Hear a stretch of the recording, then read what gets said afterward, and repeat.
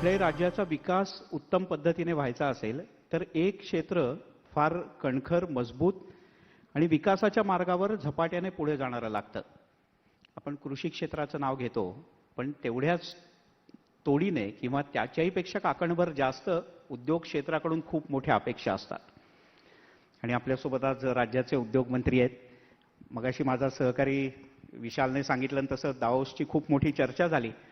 त्यामुळे या गप्पांमध्ये सुरुवातीला त्यांचं स्वागत करताना दाओसपासूनच सुरुवात करावी असं मला वाटतं. सर, तुम्ही नंतर एक पत्रकार परिषद घेतली, त्याच्यात अनेक गोष्टी तुम्ही सविस्तरपणे सांगितल्यात सुद्धा. पण खरंच दाओसचा दौरा तुमच्या दृष्टीने किती फायदेशीर ठरला असं वाटतं? म्हणजे केवळ मागच्या सरकारशी तुलना असं नाही मी म्हणत आहे, तर number of projects, number of investment, त्यातून जनरेट होणाऱ्या नंबर ऑफ नोकऱ्या, असा सगळा विचार करता पुढच्या 5 वर्षात दाओसचा दौरा तुम्हाला किती उपयोगी ठरला असं वाटतं? दाओसचा दौरा हा खरोखरच महाराष्ट्रासाठी फलदायी आहे. टीका काही होत जरी असली आणि ट्विट काही जरी येत असली तरी तो फलदायी आहे. याचं कारण मी आपल्याला सांगतो की ज्या ज्या माध्यमातून टीका होते त्याला आम्ही जी उत्तरं दिली त्याच्यामध्ये काहीतरी तथ्य होतं. मध्ये असं सांगण्यात आलं की आम्ही कॅबिनेट सब कमिटीमध्ये निर्णय घेतले आणि आम्ही दाओसला गेलो. एक महत्त्वाची गोष्ट अशी आहे की कॅबिनेट सब कमिटीची मिटिंग आम्ही का घेतली, तर त्या उद्योजकांमध्ये खरा आत्मविश्वास निर्माण करणं गरजेचं होतं की महाराष्ट्र हे उद्योगाला पुढे नेणारं राज्य आहे. आणि म्हणून त्यांनी इन्सेंटिव्ह सांगितलं होतं, त्यांनी काही पॅकेजेस सांगितली होती, त्यांनी काही सबसिडी सांगितली होती. म्हणून दाओसला जायच्या अगोदर त्यांची मानसिकता आम्ही अशी तयार केली की तुम्ही जे मागाल ते आम्ही आमच्या तरुणाईसाठी तुम्हाला द्यायला तयार आहोत. अशा पद्धतीचं प्रिपरेशन करून आम्ही दाओसला गेलो. आणि त्याच्यामधनं आम्हाला जे जाणवलं की शेवटच्या दिवशी तर अनेक उद्योजक असे होते, आता याच्यावर कदाचित उद्या परत पत्रकार परिषद होऊ शकते, टीका होऊ शकते, पण असं एक चित्र निर्माण झालं होतं की महाराष्ट्रामध्ये याला प्रत्येक इंडस्ट्रियलिस्ट इच्छुक होता. आणि आदल्या दिवशी तर लक्ष्मी मित्तल असतील, संजय जिंदाल असतील, महेंद्राची लोक असतील, यांनी येऊन आम्हाला सांगितलं की ज्या पद्धतीनं महाराष्ट्राला प्रेझेंट केले दाओसमध्ये हे आजपर्यंत कधी झालेलं नव्हतं. आणि याची प्रचिती आली की 1,40,000 कोटीचे आम्ही MOUs केले. आता हे MOUs जे केले त्याच्यातनं 1 लाख रोजगार जनरेट होणार आहे प्रत्यक्ष आणि अप्रत्यक्षरित्या. म्हणून कालच आपल्याला कळलं असेल की काल जी आम्ही कमिटमेंट केलेली होती आम्ही टास्क फोर्स नेमलेला आहे आणि 1,40,000 कोटीची जी इन्व्हेस्टमेंट आहे हा प्राधान्यक्रम आहे आमचा इन्व्हेस्टमेंटचा. आणि ती महाराष्ट्रामध्ये कशा पद्धतीनं लवकरात लवकर हे सगळे प्रोजेक्ट आम्ही एस्टॅब्लिश करू शकू यासाठी टास्क फोर्स नेमलेला आहे. तर नक्की आमचा दौरा जो होता हा फलदायी होता. पण मुद्दा हा सुद्धा उपस्थित होतोय, विरोधकांकडून आरोप असा होतोय की जे उद्योजक या महाराष्ट्रात होते त्या उद्योजकांना तुम्ही दाओसला नेऊन का त्यांच्यासोबत करार केले, हा आरोप विरोधकांकडून सातत्याने केला जातोय. तथ्य काय आहे? मला असं वाटतं की ही आम्हाला संधी आहे. इथे मी आरोप किंवा टीका म्हणून त्याच्यामध्ये बघत नाही, पण जे काही टप्पे आहेत ते त्यांच्या टीकेतनं आम्हाला महाराष्ट्रासमोर आणता येतात. कारण काही काळापूर्वी ते देखील सगळे दाओसला गेलेले होते. पहिलं एक फायनल आहे की जो उद्योग महाराष्ट्रामध्ये येतो त्याचं रजिस्ट्रेशन हे महाराष्ट्रामध्ये किंवा देशामध्ये असावं लागतं. हे लहान मुलगा पण सांगेल. आता काही लोकांना कळत नाही, त्याला माझा नाईलाज आहे, पण रजिस्ट्रेशन लागतं. दुसरी महत्त्वाची गोष्ट आहे की परकीय गुंतवणूक जी आहे ही परकीय गुंतवणूक 1,40,000 कोटीपैकी 74,000 कोटी रुपये ही परकीय गुंतवणूक आहे. तुम्ही जो मला प्रश्न विचारला तो 4 कंपन्यांबद्दल विचारला. एक महिंद्रा अँड महिंद्रा, एक वरद, एक स्टील इंडस्ट्री आहे गडचिरोलीला होते आणि एक EVचा प्रोजेक्ट होतोय. या 4ही प्रोजेक्टमध्ये टप्प्याटप्प्यानं परकीय गुंतवणूक आहे. आणि परकीय गुंतवणूक आहे की नाही हे मला सांगायची आवश्यकता नाही, हे RBI आता क्लिअरिफाय करणार आहे. एक 2-4 दिवसानं असेल, 2 महिन्यांना असेल. तर महिंद्रा आणि महिंद्रामध्ये आम्हाला त्यांनी ॲग्रीमेंटमध्ये असलेलं आहे की 2,500 कोटी रुपये परकीय गुंतवणूक आहे. पण ती नक्की आहे की नाही हे मी सर्टिफिकेशन देणार नाही किंवा मी सर्टिफाय करणार नाही, ते RBI करणार आहे. आणि RBIच्या सर्टिफिकेट नंतर ते इथं स्टेबल होणार आहेत इंडस्ट्रियलिस्ट म्हणून. आणि म्हणून मला असं वाटतं की आपण जे आक्षेप घेतोय हे माझ्यावर आक्षेप नाही, सरकारवर आक्षेप नाही, हे महिंद्रा अँड महिंद्रावर आक्षेप आहेत. पण मग ज्यांचे आत्तापर्यंत करार झाले दाओसला, तर याच्यातली पुढच्या 1 वर्षात, 1.5 वर्षात याच्यातले प्रत्यक्ष उद्योग ऑन लँड, जमिनीवर सुरू होतील असे किती आहेत असं काय वाटतं तुम्हाला? काही स्पेसिफिक आकडा किंवा नावं सांगू शकाल? 3 महिन्यानंतर मला जरा तुम्ही आकडा विचारलात तर मी तुम्हाला आताच सांगून ठेवतो की महिंद्रा अँड महिंद्रा तर सुरू होतोय, एक्सपान्शन सुरू करतोय. त्यांनी जरी 10,000 कोटीचा एमओयू केला असला तरी अजून 6,500 कोटीचं एक्सपान्शन ते नाशिक सुपामध्ये करतायत. विदर्भामध्ये आम्ही स्टील इंडस्ट्री का आणली याचा अभ्यास कोणी किती केला होता की मला माहीत नाही, पण मुख्यमंत्र्यांनी उपमुख्यमंत्र्यांनी हा अभ्यास केला आणि त्याच्यामधनं असं जाणवलं की जे रॉ मटेरियल आपल्या राज्यातनं दुसऱ्या राज्यामध्ये जात आहे, मेन प्रॉडक्ट तिथे बनतं आणि परत विक्रीसाठी आपल्याकडे येत आहे. तर स्टील पार्क जर आम्ही चंद्रपूर आणि गडचिरोलीला केला तर त्या रॉ मटेरियलचा उपयोग तिथंच होईल. म्हणून ती 20,000 कोटीची इन्व्हेस्टमेंट आलेली आहे. आणि तुम्ही इन्व्हेस्टमेंट जर बघितली तर प्रत्येक म्हणजे विदर्भ असेल, खानदेश असेल, उत्तर महाराष्ट्र असेल, पश्चिम महाराष्ट्र असेल, आमचं कोकण असेल, या सगळ्या स्तरावर ही इन्व्हेस्टमेंट आणण्यामध्ये आम्ही यशस्वी झालो. आणि ती शाश्वत इन्व्हेस्टमेंट आहे. ते पैसे नक्की ते या ठिकाणी खर्च करतील. आणि म्हणून जे मी त्यावेळी जर्मनीतनं सांगितलं होतं की 30 तारखेला जर्मनीचं शिष्टमंडळ हे महाराष्ट्रामध्ये येणार आहे, ते 30 तारखेला येणार आहे आणि ते त्या ठिकाणी अजून काय प्रोजेक्ट जर्मनीचे देतील याबद्दल खुलासा करतील. एक प्रश्न हा गेल्या काही महिन्यांमध्ये जी सातत्यानं चर्चा आहे, हा प्रश्न केवळ गेल्या 7 महिन्यांचा नाहीये. गेल्या 3-4 वर्षामध्ये काय झालं, काय चित्र दिसलंय? ओला महाराष्ट्रामध्ये येण्यासाठी त्यांनी प्रयत्न केला, तामिळनाडूला गेली. विस्ट्रॉन आली, पाहणी केली, कर्नाटकात केली. किया मोटर्स आली, आंध्र प्रदेशच्या अनंतपूरमध्ये गेली. फॉक्सकॉन आली, गुजरातला गेली. महाराष्ट्र म्हणून असं का होतंय? आपण कुठे कमी पडतोय? का असं होतंय? ज्यांची फर्स्ट प्रेफरन्स महाराष्ट्र होता ते येत आहेत, दारात परिस्थिती बघतायत, दुसरीकडे निघून जात आहेत. हे अपयश कुणाचं आहे? मी अपयश कोणाचं असं म्हणणार नाही. शेवटी ह्याच्यामध्ये या सगळ्या परिस्थितीला आम्ही सांघिक सगळ्यांनी तोंड दिलं पाहिजे. पण असं का होतंय? सांगतो ना, ह्याच्यामध्ये एखाद्या सिस्टीममध्ये काही ठिकाणी जर काही प्रश्न प्रलंबित राहिले, काही व्यवस्था प्रलंबित राहिली तर अशा गोष्टी होतात. आता मी मध्ये आपल्याला असं सांगितलं होतं की ठीक आहे, वेदांता फॉस्कॉन असेल, एअरबस असेल, त्याच्यावर टीका टिप्पणी झाली, ते ठीक आहे. आता ते कसं आहे, सरकार बदललं की आपलं पाप दुसऱ्या सरकारवर टाकायची ही पद्धत महाराष्ट्राला आणि महाराष्ट्राच्या जनतेला काही नवीन नाही. पण वेदांता फॉस्कॉनचं आपण नाव घेतलं. वेदांता फॉस्कॉन का गेला? मी आपल्याला विनंती करतो की तुम्ही माझ्याबरोबर तळेगावला चला. जी लँड वेदांता फॉस्कॉनला दिलेली होती 2,000 एकर, त्याच्यावर आजही इको सेन्सिटिव्ह झोन आहे. त्याचा रेट ठरवण्याची हायपॉवर कमिटी जी लागते ती झाली नाही. दुसरी महत्त्वाची गोष्ट आहे की कॅबिनेट सब कमिटी जी लागते, जे काल आपण सगळ्यांनी बघितलं की 45 दिवस सह्या झाल्या नाहीत, ही वस्तुस्थिती नाही आहे. कॅबिनेट सब कमिटी जर तुमची 18 महिने झालीच नाही तर ह्याच्यातनं आपण इंडस्ट्रीजला काय देणार आहोत? मी तुझं पॅकेज काय देणार आहोत, आम्ही सबसिडी काय देणार आहोत, तुम्हाला इन्सेंटिव्ह काय आहे, तुम्हाला वॉटरमध्ये आम्ही काय सबसिडी देणार आहोत, आम्ही इलेक्ट्रिसिटीमध्ये काय सबसिडी देणार आहोत, हा विश्वासच जर आम्ही त्यांच्यामध्ये निर्माण केला नाही तर ते काय आपल्याकडे येतील असं मला वाटत पण नाही. मग मागच्या 6 महिन्यात काही कॅबिनेट सब कमिटीच्या मीटिंग झाल्या की ज्याच्यात तुम्ही काही अप्रुव्हल्स केली? 3 महिन्यामध्ये 3 झाल्या. त्याच्यामध्ये पहिल्या कॅबिनेट सब कमिटीमध्ये आम्ही 25,000 कोटीच्या प्रोजेक्टना मान्यता दिली. दुसऱ्या कॅबिनेट सब कमिटीमध्ये आम्ही 70,000 कोटीच्या प्रकल्पांना मान्यता दिली. 2 दिवसापूर्वी ती देखील फाईल आता DCM CMकडे गेलेली आहे. आम्ही सगळे 10-12 दिवस दावोसच्या गडबडी होते म्हणून 10-12 दिवस त्याला उशीर झाला, मी मान्य करतो. पण 18 महिने कॅबिनेट सब कमिटी झाली नाही असं काय आमच्याकडनं झालं नाही. पण तुम्हाला असं म्हणायचं, गेल्या 2.5 वर्षामध्ये निर्णय झाले नाहीत, याच्यामुळे केवळ उद्योगच नाही तर 40-50 आमदार सुद्धा गेले? 40-50 आमदार का गेले याचं उत्तर मला देखील माहिती आहे, तुम्हाला देखील माहिती आहे आणि महाराष्ट्राच्या जनतेला देखील आता कळलेलं आहे. उद्योजकांच्या बाबतीमध्ये मी सांगतो, उद्योग आणि उद्योजकांच्या बाबतीमध्ये मी सिनार बस बरोबर जो एमओयू केला, जो एमओयू पूर्वीचा होता 10,000 कोटीचा, ते इंडोनेशियाला परत कंपनी चालली होती. त्यांना मी विचारलं तुम्ही परत का जाताय? त्यांनी सांगितलं की कॅबिनेट सब कमिटी होत नाही, आम्हाला इन्सेंटिव्ह मिळत नाही. त्यावेळी जे त्यांनी उत्तर दिलं ते महत्त्वाचं आहे. त्यांचं म्हणणं की आम्ही ऑलरेडी डावोसमध्ये एमओयू केला की महाराष्ट्रामध्ये यायचं आहे. आम्हाला कमिटमेंट झाली की 4 महिन्यामध्ये आम्ही सगळे तुम्हाला इन्सेंटिव्ह देतो. त्याच्या अगेन्स्ट त्याने 37 कोटी रुपये महाराष्ट्र सरकारकडे भरले. आता त्यांचे 37 कोटी रुपये भरल्यानंतर सुद्धा त्यांना जर अप्रुव्हल मिळत नसतील तर हे आमचं सगळ्यांचं दुर्दैव आहे. आणि म्हणून मला असं वाटतं की 40-50 आमदार का गेले हे आता सर्वश्रुत झालेलं आहे, सगळ्यांना माहिती झालेलं आहे. पण उद्योग का जात आहेत ह्याचं खरं कारण हे आहे की उद्योजकांकडे देखील बघण्याची मानसिकता ही सकारात्मक असली पाहिजे आणि फक्त त्यांच्या CSRकडे बघू नये ही माझी विनंती आहे. पण सामंत साहेब, तुम्हाला असं नाही वाटत की याच्यात मधल्या काही काळात जो राजकीय अस्थिरता महाराष्ट्रानं पाहिली तर याला त्याचा जो फटका उद्योग क्षेत्राला बसला त्याला जसे राजकारणी जबाबदार आहेत तसं प्रशासन सुद्धा काही प्रमाणात जबाबदार आहे. कारण ठीक आहे, सत्ताधारी म्हणून तुम्ही किंवा ते कोणी नव्हते, मधला काही काळ खरंच अस्थिरतेचा होता, पण प्रशासनाचं सुद्धा हे कर्तव्य होतं की जो उद्योग आलेला आहे त्याच्याकरता 4 गोष्टी ज्या आवश्यक आहेत त्या प्रोसिजरल मधल्या पूर्ण करणं, म्हणजे राजकीय नेतृत्व म्हणून पण आणि प्रशासन म्हणून पण. दोघांच्याकडनं उद्योजक थोडेसे दुरावले गेले.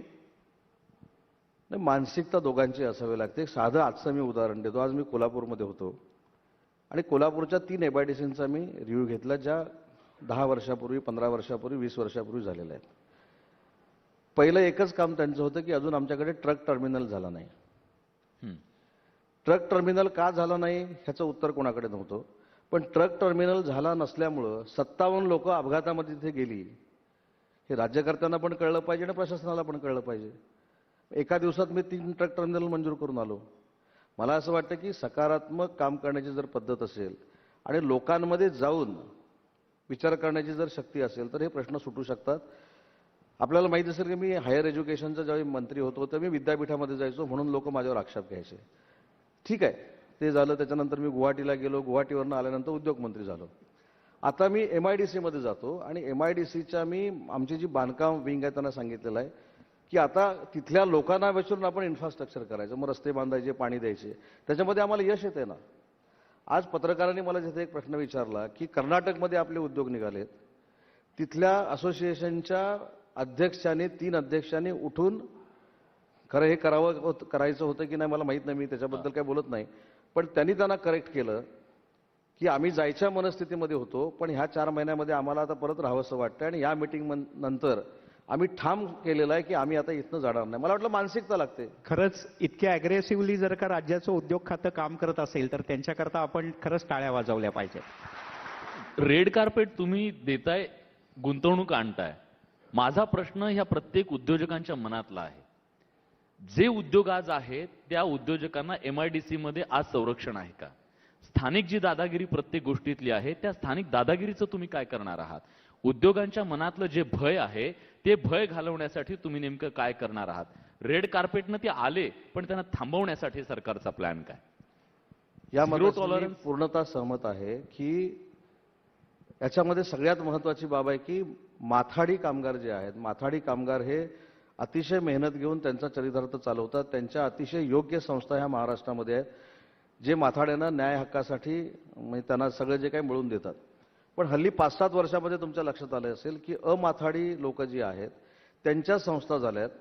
त्यांचे जर आपण युनियन लीडर बघितलं तर त्यांच्या गळ्यामध्ये 20-20 तोळ्याच्या चेन, हातामध्ये 20-20 तोळ्याची कडी, 2 बटणं उघडी आणि अशा पद्धतीनं सगळा व्यवहार चालू आहे. पण मी तुम्हाला जबाबदारीनं सांगतो, अशी इंडस्ट्रियलिस्टनं तक्रार केली, कोणालाही स्पेअर आम्ही करणार नाही. FIR दाखल करू, त्यांना जेलमध्ये टाकू आणि उद्योजकांना निर्भयपणानं महाराष्ट्रामध्ये उद्योग करता येतील यासाठी आम्ही वेळ पडल्यास पॉलिसी देखील करू. परंतु ही जी काही सिस्टीम आहे ज्याला आपण म्हणजे मला एखाद्या इंडस्ट्रियलिस्टनं सांगितलं की IT मध्ये सुद्धा काही लोक गेली आणि त्यांना त्रास देण्याचा प्रयत्न केला. पण मी स्वतः आज कोल्हापूरमध्ये होतो, मध्ये स्वतः उपमुख्यमंत्री पुण्यामध्ये होते, मुख्यमंत्र्यांनी देखील बैठका घेतलेल्या आहेत. अशा पद्धतीनं उद्योजकांना त्रास द्यायचा जर कोण प्रयत्न करत असेल तर ते काय आम्ही खपवून घेणार नाही. त्यांच्यावर योग्य त्या सगळ्या कारवाया आम्ही करू. सर, महाराष्ट्राच्या औद्योगिकरणाचा जेव्हा जेव्हा विचार झाला तेव्हा तेव्हा राज्यकर्त्यांनी खास करून मुंबई, पुणे आणि नाशिक ह्या ट्रँगलच्या भोवतीच विकासाची सगळी प्रकल्प किंवा सगळा विकास एकवटलेला आपल्याला दिसला, केंद्रित झालेला दिसला. आज मराठवाडा म्हणतोय की आमचं काय, म्हणजे वाळूंज आणि औरंगाबादचं उदाहरण नका देऊ, मी इतर जिल्ह्यांबद्दल बोलतोय. MIDCची अवस्था राज्यातल्या काय आहे? गडचिरोलीचे इथं काही उद्योजक आले, ते म्हणतात आमच्याकडे कधी तुम्ही बघणार आहात? या क्षेत्रांचा जोपर्यंत विकास होणार नाही, विकेंद्रीकरण होणार नाही उद्योजकांचं, त्याच्यासाठी सरकारचं धोरण काय आहे विकेंद्रीकरणासाठी? मला असं वाटतं की आपण आता डावोसचं जे मगाशी उदाहरण दिलं तेच उदाहरण आहे की राज्याच्या प्रत्येक भागामध्ये उद्योग नेण्याचा आम्ही प्रयत्न करतोय. आता विदर्भामधनं काही जर लोक आली असतील तर गडचिरोली आणि चंद्रपूर या ठिकाणी स्टील इंडस्ट्रीसाठी आपण प्रयत्न करतोय. भंडारा बघितलं तर तो कॉपरसाठी फेमस आहे, आपण कॉपर पार्क त्या ठिकाणी करतोय. त्याच्यामुळे मला असं वाटतं की राज्याच्या प्रत्येक भागामध्ये जे तिथलं पोटेन्शियल आहे ते कशा पद्धतीचं आहे हे ठरवून आम्ही तिथं प्रोजेक्ट नेण्याचा प्रयत्न करतो. काही ठिकाणी ज्वेलरीचं करतोय, आता नाशिकला वाईन पॉलिसीचं काम चालू आहे. आता कोकणामध्ये आपल्याला माहिती आहे की रिफायनरीचा फार मोठा इश्यू जरी असला तरी परवा जो आम्ही MOU केलाय तो एक EVचा कोकणातला रत्नागिरीचा MOU केलेला आहे. त्याच्यामुळे सगळीकडे समान विकास झाला पाहिजे, समान उद्योजक आले पाहिजेत, या पद्धतीने आम्ही काम करतोय. आणि इव्हन गडचिरोली आणि चंद्रपूर, तसं रत्नागिरी, सिंधुदुर्ग हे 5-6 जिल्हे जे आहेत ते D+ मधले आहेत. म्हणजे तिथं बाकीच्यांना निकष जर 100 कोटीचा असेल तर तिथं 20 कोटीचा निकष आहे. त्यामुळे तिथल्या स्थानिक उद्योजक जे आहेत ते स्मॉल स्केल पासून मेगा प्रोजेक्ट पर्यंत जर करणार असतील तर त्यांना बाकीच्यांपेक्षा जास्त इन्सेंटिव्ह आहे. त्याबरोबर वेगवेगळे उद्योजक आहेत. तुमचं नाव सांगा, तुम्ही कुठल्या उद्योगाला रिप्रेझेंट करता आणि थोडक्यात प्रश्न विचारा. सर, मैं रोहित अग्रवाल, मैं गढ़चिरौली डिस्ट्रिक्ट देसाईगंज वड़सा से आता हूँ. सर, हमारा जिला अति दुर्गम ऐसे क्षेत्र के नाम से जाना जाता था. सर, आपसे सिर्फ यही निवेदन करना चाहता हूँ कि हमारे ज़िले में वड़सा देसाईगंज में हम लोग स्मॉल स्केल इंडस्ट्री चलाते हैं. राइस मिल हमारा बिजनेस है. हमारे वहाँ पे 3 उद्योग हैं. हमारे यहाँ अभी तक MIDC नहीं है. सर, अभी हम लोग स्मॉल स्केल इंडस्ट्रीज में आते.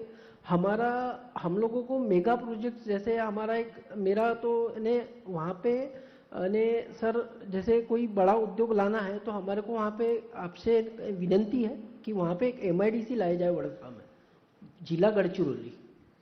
आणि फक्त एक ह्याच्यामध्ये केवळ ती गडचिरोलीतली मागणी नाहीये, महाराष्ट्रातल्या अनेक शहरांमध्ये आज MIDCची मागणी आहे. अगदी तुम्हाला बीडमधल्या परळीचं सुद्धा माहित असेल किंवा अनेक शहर आहेत जिथं आज MIDC हवी आहे. किती MIDC सरकार नवीन आणतंय? आपण प्रत्येक तालुक्यामध्ये देखील MIDC करू शकतो. म्हणजे आता या साहेबांनी सांगितलं गडचिरोलीमध्ये करा, यांनी उद्या मला 12 हेक्टर जमीन दिली तर 2G काढून मी जाताना त्यांच्याकडे ऑर्डर देऊ शकतो. पण त्याच्यातनं काम होणार नाही. मुद्दा असा आहे की 2G काढल्यानंतर शेतकऱ्यांची तिथल्या मानसिकता काय आहे, तिथला किती त्यांना जमिनीचा रेट पाहिजे किंवा काय, ह्या अनंत अडचणी त्याच्यामध्ये येतात. आणि म्हणून जर शेतकऱ्यांची संमतीपत्र असतील, शेतकऱ्यांची मागणी असेल तर त्यांनी जी मागणी केलेली आहे त्यांनी फक्त जागा दाखवायची, इथं 100 एकरवर MIDC करायची, संमतीपत्र द्यायचे, तुमचा कार्यक्रम संपल्यानंतर 2Gची ऑर्डर त्यांनी घेऊन जायची. राज्यातल्या शेतकऱ्यांच्या दृष्टीने एक महत्त्वाचा प्रश्न असा आहे, आपण उद्योग म्हटल्यानंतर इतर सगळ्या इंडस्ट्री आणि ह्याच्याबद्दल बोलतो. या महाराष्ट्राचा कणा असलेला, आर्थिक कणा असलेल्या शेतीला आपण उद्योगाचा दर्जा का देत नाही, हा सवाल गेली अनेक वर्ष सातत्याने विचारला जातोय.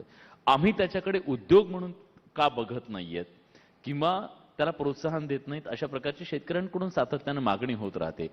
त्याच्याबद्दलचं काही धोरण राज्य सरकार नवीन औद्योगिक धोरणात आणतंय का? याच्यावर जास्त मी काय आपल्याला आता सांगत नाही, परंतु काही दिवसानंतर शेतीला देखील उद्योगाचा दर्जा दिलेला आपल्याला दिसेल आणि ते आमच्याकडनंच दिलेला दिसेल. नाही, मी म्हणजे ही म्हणजे घोषणा चांगली आहे खरं तर. अर्थसंकल्पात आम्हाला याच्याबद्दल नाही, याच्यासाठी अर्थसंकल्पाची काय आवश्यकता आहे असं वाटत नाही मला. हां. याच्यामध्ये काय आहे की शेतीला जेव्हा आपण उद्योगाचा दर्जा देणार आहोत तर अनेक गोष्टी त्याच्यामध्ये आहेत. जे मगाशी त्यांनी सांगितले की त्यांना जागा मिळत नाही, याचं कारण पण दुसरं असं आहे की उद्योग विभाग आणि कृषी विभाग यांच्यामधले जे काही नियम आहेत किंवा त्यांचे काही कंडिशन्स आहेत, ह्या जोपर्यंत आपण एकत्र बसून फुलफिल करत नाही किंवा त्याच्यामध्ये चर्चा करत नाही तोपर्यंत हे होणार नाही. त्याच्यामध्ये आम्ही आता एक असं धाडस केलंय की मुख्यमंत्री रोजगार निर्मिती योजना जी आहे त्याच्यामध्ये आम्ही टुरिझम आणलं ना, पण ते आणताना जे काही त्याच्यामध्ये बदल करावे लागले ते बदल करण्यासाठी दोन्ही खात्यांची मानसिकता पाहिजे आणि ती कृषी खात्याची पण आहे आणि आमची पण आहे.